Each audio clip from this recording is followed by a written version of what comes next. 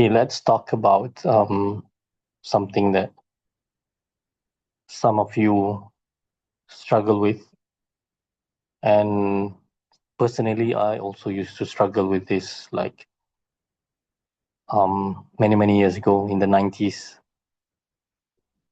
when I attend lectures by given, I'm sorry, when I attend lectures given by some of the lecturers. So I was struggling to understand um, their lectures. So what happens usually is you have a few choices. Number one is you sleep through the class. Is that a good thing to do or not? Um, that's a bit of a tough question. So I will leave that up to your conscience and your belief systems, etc. How you perceive being a person of manners, etc. So that I will leave up to you. I will not judge you on that.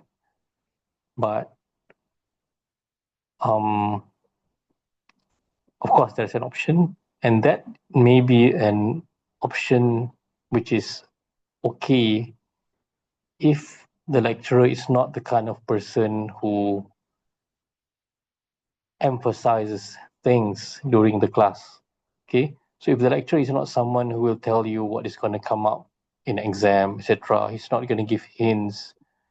Okay, so then maybe it's okay to sleep throughout the lecture. But if the lecturer is the kind of person who emphasizes things, tells you, give you points, hints, etc., towards what is going to come up in the exam, then I don't think that's a good strategy. Unless you have a friend who is recording the lecture or taking notes 100% of what the lecturer is telling you, etc., then that's a different thing. So one strategy is to sleep through the class. Strategy two, maybe you just go in, sign your attendance, and leave, and then come in after 55 minutes or 50 minutes. So that could be another thing that maybe some of you do. I don't know. Third strategy is to do what I'm suggesting. Okay. So if you are not going to sleep through the class or you're not going to be absent from the class, so maybe what you can do is you have to come prepared. Okay. Come prepared. So you are not preoccupied with the lecturer's accent because you already have your background knowledge, you already have some knowledge. You are not trying to grasp everything from the lecturer, but what you're doing in class is just revising whatever you have known, okay, and reinforcing whatever you have known and consolidating whatever knowledge that you have. So in order to do this, you have to read before you come to class, okay. So this is of paramount importance. This is very important, okay. So you have to read the relevant chapters or sub-chapters from a textbook or several textbooks that's relevant, if it works for you, or you can read the relevant notes given by the respective lecturers, and then make sure you make critical notes before entering class. So basically what you have to do is you have to read before you come to class, and when you come to class, you just want to reinforce, you just want to check your understanding, and you are not bothered with the lecturer's accent or slang, whatever. Okay, you are not bothered with his or her grammatical errors in speech because you are too occupied with the content of the lecture, the content rather than the method of presentation by the lecturer. Because whether you like it or not, whether we like it or not, in the future, okay, some of you are going to become maybe lecturers, professors, etc. And I can tell you that you have to face students from all over the world. Some of you, if you work in more reputable institutions, whether in Malaysia or outside, Okay, for example, if you work in UM or USM, you have to have a number of students from overseas who actually have very, very poor command of the English language.